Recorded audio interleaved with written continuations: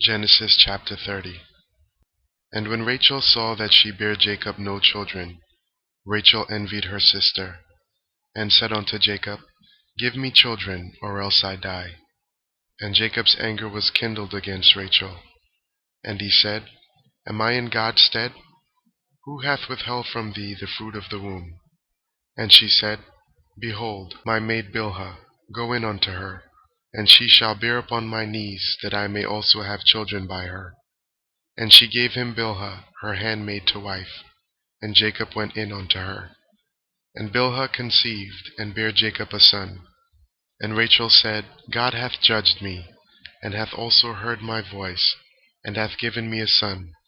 Therefore called she his name Dan. And Bilhah Rachel's maid conceived again, and bare Jacob a second son. And Rachel said, With great wrestlings have I wrestled with my sister, and I have prevailed. And she called his name Naphtali. When Leah saw that she had left bearing, she took Zilpah her maid, and gave her Jacob to wife. And Zilpah Leah's maid bare Jacob a son.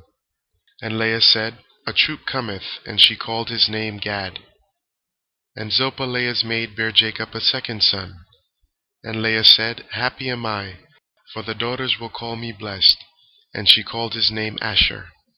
And Reuben went in the days of wheat harvest, and found mandrakes in the field, and brought them unto his mother Leah. Then Rachel said to Leah, Give me, I pray thee, of thy son's mandrakes. And she said unto her, Is it a small matter that thou hast taken my husband? And wouldest thou take away my son's mandrakes also? And Rachel said, Therefore he shall lie with thee tonight for thy son's mandrakes. And Jacob came out of the field in the evening. And Leah went out to meet him, and said, Thou must come in unto me, for surely I have hired thee with my son's mandrakes. And he lay with her that night. And God hearkened unto Leah, and she conceived, and bare Jacob the fifth son. And Leah said, God hath given me my hire, because I have given my maiden to my husband. And she called his name Issachar. And Leah conceived again, and bare Jacob the sixth son. And Leah said, God hath endued me with a good dowry. Now will my husband dwell with me, because I have borne him 6 sons. And she called his name Zebulun. And afterwards she bare a daughter, and called her name Dinah. And God remembered Rachel, and God hearkened to her, and opened her womb. And she conceived and bare a son, and said, God hath taken away my reproach. And she called his name Joseph, and said, The Lord shall add to me another son. And it came to pass, when Rachel had borne Joseph, that Jacob said unto Laban, Send me away, that I may go unto mine own place, and to my country. Give me my wives and my children, for whom I have served thee, and let me go. For thou knowest my service which I have done thee. And Laban said unto him, I pray thee, if I have found favor in thy eyes, tarry.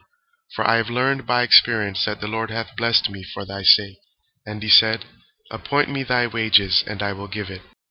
And he said unto him, Thou knowest how I have served thee, and how thy cattle was with me. For it was little which thou hadst before I came, and it is now increased unto a multitude. And the Lord hath blessed thee since my coming. And now when shall I provide for mine own house also? And he said, What shall I give thee? And Jacob said, Thou shalt not give me anything. If thou wilt do this thing for me, I will again feed and keep thy flock. I will pass through all the flock today, removing from thence all the speckled and spotted cattle, and all the brown cattle among the sheep, and the spotted and speckled among the goats, and of such shall be my hire. So shall my righteousness answer for me in time to come, when it shall come from my hire before thy face, every one that is not speckled and spotted among the goats, and brown among the sheep, that shall be counted stolen with me. And Laban said, Behold, I would it might be according to thy word.